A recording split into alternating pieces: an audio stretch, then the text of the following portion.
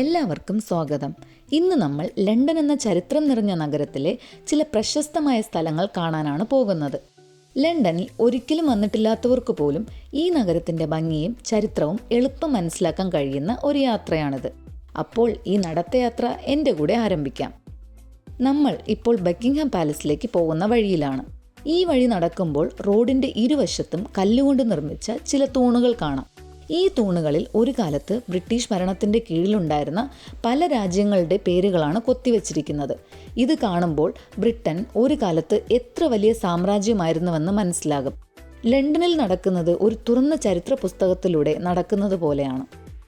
ഇപ്പോൾ നമ്മൾ എത്തിയിരിക്കുന്നത് ബക്കിംഗ്ഹാം പാലസിൻ്റെ മുന്നിലാണ്. ഇത് ബ്രിട്ടീഷ് രാജാവിൻ്റെയും രാജകുടുംബത്തിൻ്റെയും ഔദ്യോഗിക വസതിയാണ്.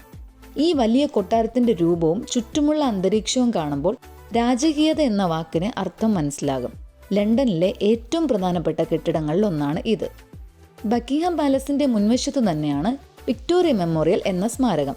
ക്വീൻ വിക്ടോറിയ എന്ന ബ്രിട്ടീഷ് രാജ്ഞിയെ ഓർമ്മിപ്പിക്കുന്നതിനായി പണിത ഈ സ്മാരകം രാജ്യത്തിൻ്റെ ചരിത്രത്തിൽ വലിയ പ്രാധാന്യമുള്ളതാണ്. ഇത് വെറും ഒരു ശില്പമല്ല, ഒരു കാലഘട്ടത്തിൻ്റെ അടയാളമാണ്. ഇപ്പോൾ നമ്മൾ എത്തിയിരിക്കുന്നത് സെൻറ്റ് ജെയിംസ് പാർക്ക് എന്ന വലിയ പാർക്കിലാണ്. ഇത് വിക്ടോറിയ മെമ്മോറിയലിൻ്റെ അടുത്താണ്. ലണ്ടൻ പോലുള്ള തിരക്കേറിയ നഗരത്തിനുള്ളിൽ ഇത്രയും ശാന്തമായ ഒരു സ്ഥലമുണ്ടെന്നത് പലർക്കും അത്ഭുതമാകും.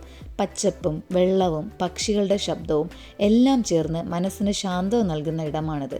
രാജകീയ കെട്ടിടങ്ങൾക്ക് സമീപം തന്നെ പ്രകൃതിയോട് ഇങ്ങനെ അടുത്ത് സമയം ചെലവഴിക്കാനാകുന്ന ഒരു സ്ഥലം.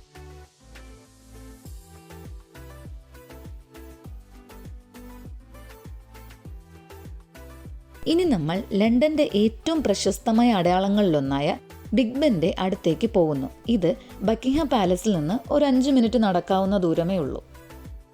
ബിഗ് ബെൻ ഒരു വലിയ ഘടികാര ഗോപുരമാണ്, ലണ്ടൻ നഗരത്തിൻ്റെ പ്രതീകമായി കണക്കാക്കപ്പെടുന്നത്. ഈ പ്രദേശത്ത് നിൽക്കുമ്പോൾ ലണ്ടൻ്റെ ചരിത്രവും ആധുനിക ജീവിതവും ഒരുമിച്ച് കാണാൻ സാധിക്കും.